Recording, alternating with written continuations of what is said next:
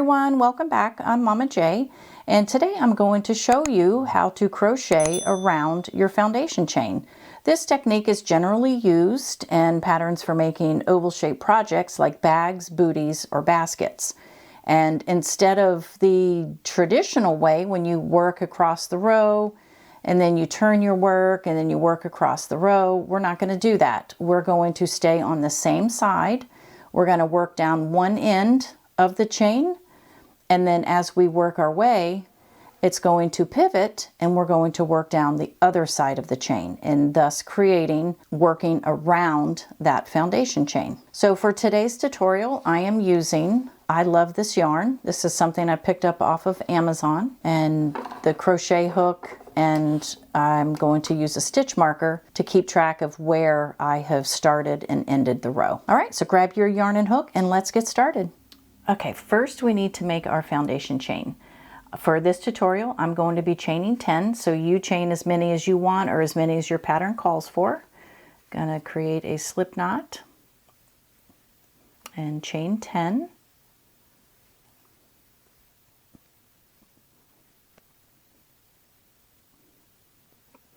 All right, I have my 10. Now what we're going to do is single crochet into the second chain from the hook.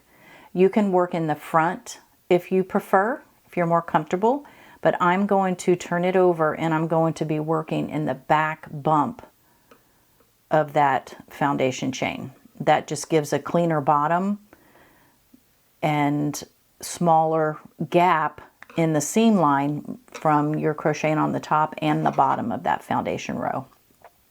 So I've grabbed that back bump, making my first single crochet, and I want to put a stitch marker into that so we can keep track of where we started. And then I'm just going to continue working in that back bump single crochet till we get to the last chain of the foundation chain.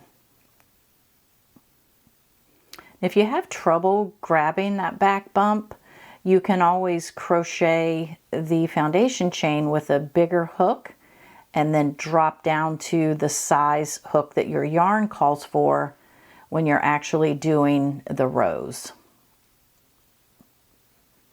And that can help prevent where your first row starts curving. You can see here where it's curving a little, which with this it doesn't matter because we're going to come back to the other side. But chaining that foundation chain with the bigger hook than you're crocheting the rest of your piece can help with that. All right, I'm coming towards the end here. All right, if this were a regular project, we would put our last stitch in that last chain, we would turn our work, chain, and continue down the row. But we're not going to do that. We are going to do 3 single crochet into this last chain of the row.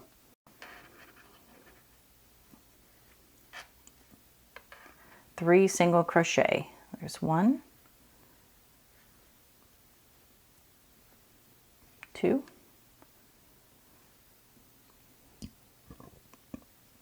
and 3. You can just tighten that down a little bit.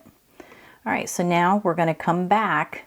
You can see here where those 3 single crochet kind of created that curve for us, and it makes this back side as our top by curving that. So we're going to single crochet back up the opposite side of our foundation chain.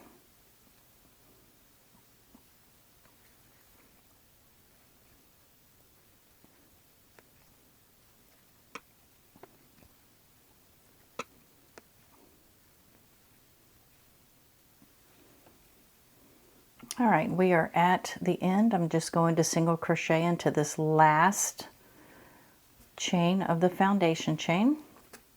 And then the next one would be the one where we started. So for me, I'm only doing the 1 row. So I'm going to slip stitch into this stitch here to tie this off. If your pattern has you making separate parts, then you would tie that off and trim the yarn and weave it in.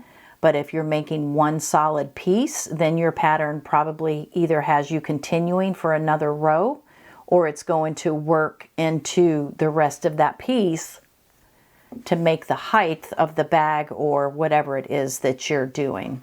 So let's just go ahead and slip stitch into here. And I want to show you an example of something that I'm working on that has a single row of working around that foundation chain. All right, so here's the example I want to show you. This is just a little purse that I'm making for my granddaughter. You can see how thin it is. So if I'd wanted this thicker, then I could do more than just the single row working around that foundation chain. You can see here at the bottom, I've just done that one row. If I had done more than one, then this base would be a little thicker. We have successfully crocheted around our foundation chain. At this point, just go ahead and continue following your pattern. And I hope this tutorial helped to get you started for your next project. If you enjoyed this video, don't forget to like, subscribe, and hit the notification bell for more crochet tips and tutorials. And let me know in the comments if there's a project that you'd like to see in the next video. Thank you all for watching, and until next time, have a great day.